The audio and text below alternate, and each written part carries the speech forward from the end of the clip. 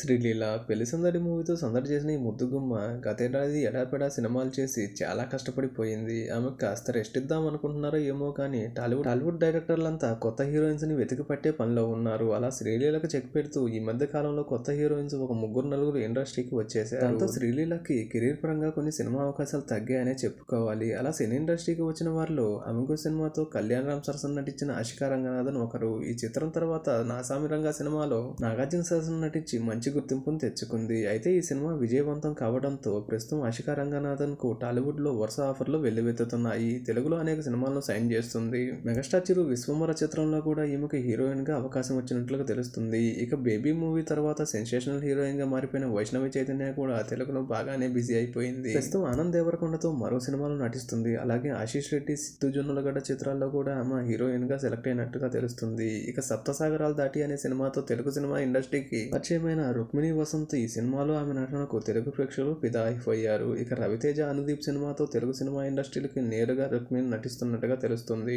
ఇక ఈ విధంగా కొత్త హీరోయిన్ల ఎంట్రీతో శ్రీలీల సినీ కెరీర్ కొంచెం రిస్క్ లో ఉన్నట్లుగానే తెలుస్తుంది. తను ప్రస్తుతం ఉస్తాద్ భగత్ సింగ్ లో నటిస్తున్నప్పటికీ ఈ సినిమా షూటింగ్ కొంచెం ఆలస్యం అయ్యేలా కనపడుతుంది. ఇక శ్రీలీల తదుపరి చిత్రాలు మంచి విజయాలు నమోదు చేసుకుంటే తప్పితే శ్రీలీలకు మరిన్ని అవకాశాలు వచ్చే అవకాశం కనిపించట్లేదు.